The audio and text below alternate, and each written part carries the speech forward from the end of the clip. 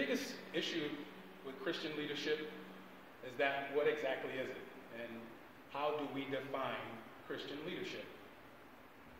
The conventional definition of leadership is something like this. It's the art of motivating a group of people to act towards achieving a common goal. Now, certainly, Christian leadership includes that, but Christian leadership has more components to it. For one, it's biblically based. And Christian leadership is basically servant leadership.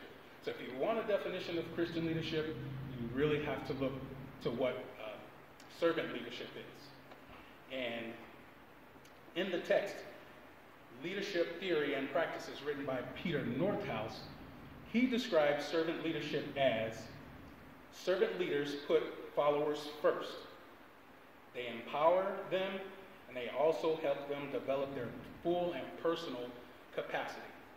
So you can obviously see some components of Christian leadership in servant leadership. But if you want to further define and understand what Christian leadership and servant leadership is, we can look towards our Creator, God. In God, we see three major components of how He leads, and that's sacrifice, service, and He leads. So, in each of these components, and we'll start with we'll start with sacrifice first. Let's start with servant and how God is a servant first. In the Old Testament, we see Him several times serving Israel. Israel, they were a really stiff-necked people. They often disobeyed Him. They did things that were detestable in His sight. I mean, if it was me, and if I was there in biblical times and I saw people worshiping Asherah poles and Molech and stuff, I would be like, hey, God's right here. He's right here next to us in this tabernacle. So, how you can continue to be stiff-necked when God's right there, I don't know. But even in Israel's disobedience, God continued to serve them. And how He served them, which will lead us into His sacrifice.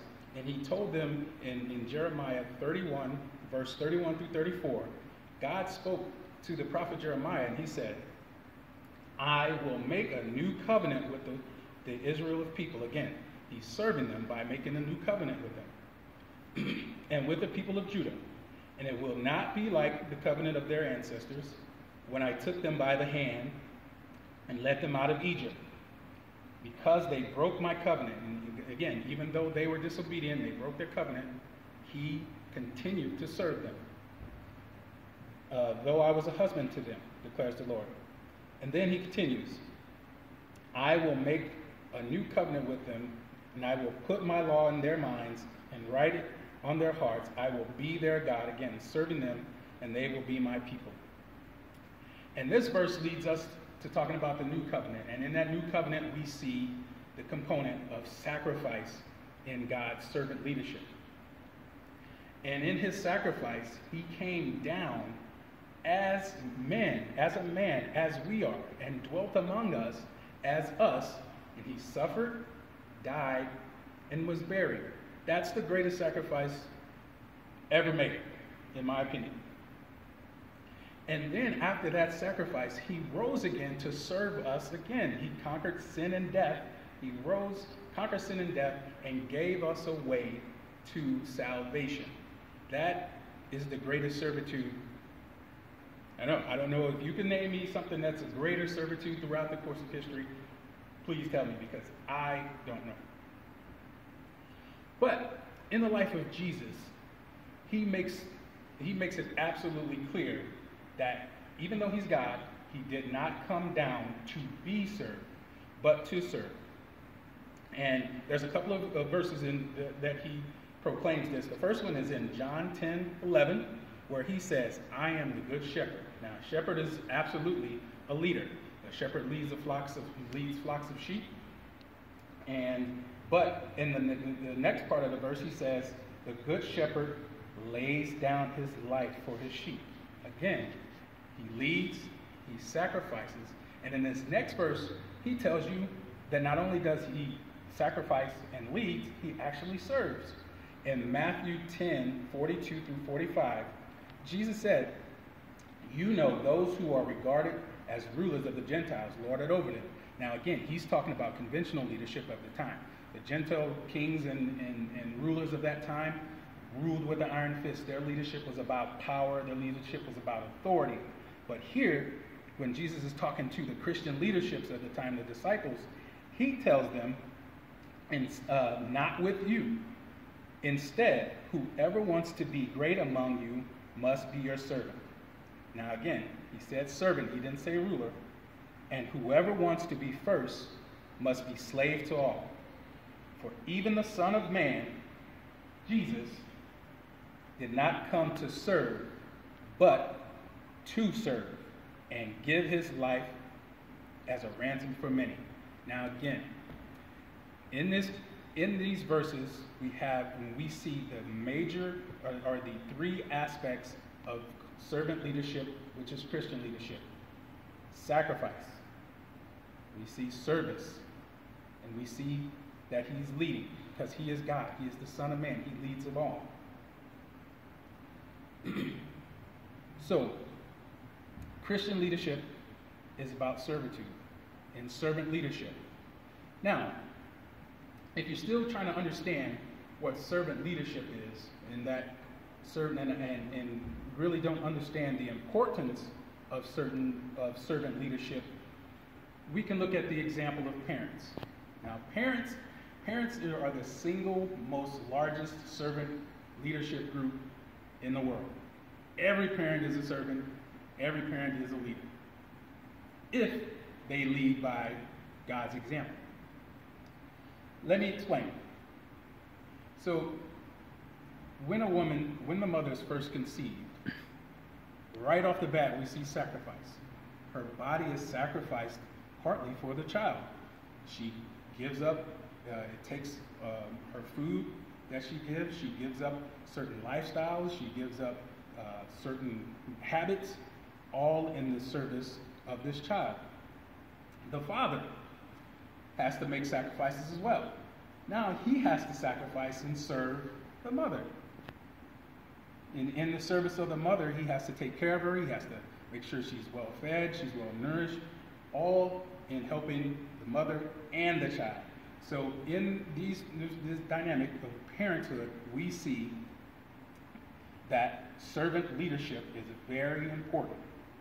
Now, once the child is born, even before you even tell them a command or you tell them what to do, and if you rule by like a ruler or conventional leadership where it's do as I say and say as I do, that doesn't really work in the dynamic of parent and servant leadership because the child can't understand you. But for those first few years of his life, 5-6 years of his life, you're serving the child. You're feeding it. You're taking care of it. When it cries, you take care of it. You're serving all throughout the first part of the child's life. So you're sacrificing. You can't live the life that you used to live. You can't go to places that you used to go. And it's not a bad thing. It's just sacrifice. You're making a sacrifice for the good of the child. And again, if we want to go back to Peter Northhouse's example, the servant leader puts the followers first. So as parents, we're putting the child first. As Christian leaders, we put our followers first, all in the glory of God. Now, personally, I've had to deal with this because if you've ever dealt with a blended family, it's an absolute blessing to step in and be a parent to someone who doesn't have a parent. Now, I didn't grow up with a father, and so for me, I didn't have the example of what a father should be. So I kind of came into that whole situation when me and my wife got married. She had a daughter who was 8 years old, and me trying to be a father there was very challenging to me because, again, I didn't have that example to lead by.